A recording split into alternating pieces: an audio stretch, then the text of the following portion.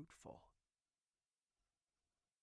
Pope Francis again drew attention to Carlo's life in his Angelus address of October 11, 2020, the day after the beatification ceremony and a week after he had signed the encyclical Fratelli Tutti at the tomb of St. Francis of Assisi.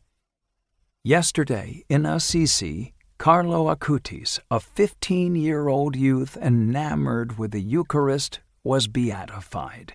He did not ease into comfortable inertia, but understood the needs of his time because he saw the face of Christ in the weakest. His witness indicates to today's young people that true happiness is found by putting God in first place and serving Him in our brothers and sisters, especially the least.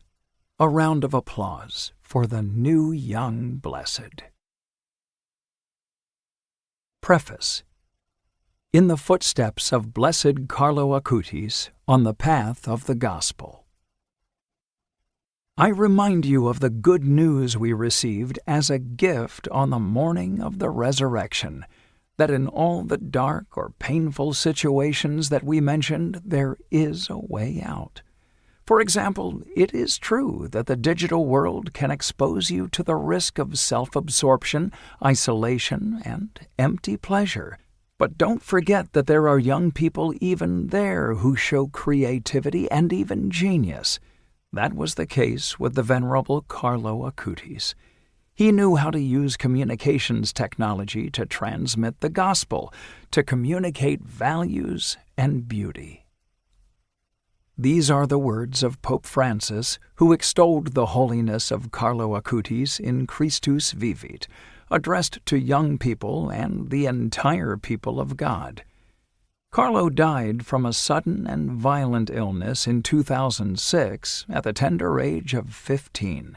In less than a decade, his story has had an enormous effect on the hearts of countless young people, communities, and youth groups in Italy and across the globe, both inside and outside the Catholic Church. Pope Francis declared him venerable in 2018, opening the way to the beatification ceremony celebrated in Assisi on October 10, 2020. It was in Assisi, the earthy town of St. Francis, a place he loved more than any other, a place he returned to repeatedly to refresh his soul, where Carlo was laid to rest. Besides the usual thing any teenager loves, Carlo had a deep and abiding love for the Eucharist, his highway to heaven.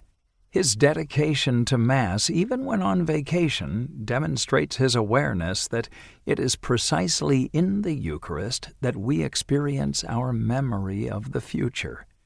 The Eucharist, in fact, reveals that we are hidden with Christ in God.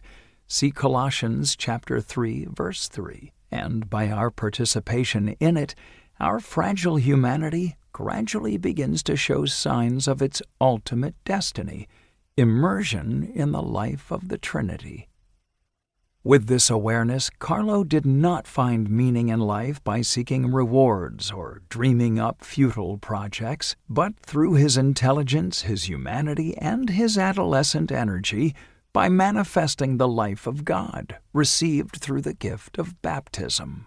This was the reason for his constant mantra to himself and his friends, "We are all born unique, but many die photocopies." As Pope Francis recalls in Christus Vivit, being young is not only about pursuing fleeting pleasures and superficial achievements. If the years of your youth are to serve their purpose in life, they must be a time of generous commitment, wholehearted dedication, and sacrifices that are difficult but ultimately fruitful. In the last moments of his life, Léon Blois was fond of repeating, "There is only one sadness in life, not to be a saint." Pope Francis echoed these words in one of his early general audiences. Let us not lose the hope of holiness. Let us follow this path.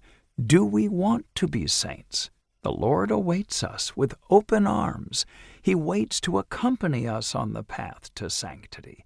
Let us live in the joy of our faith. Let us allow ourselves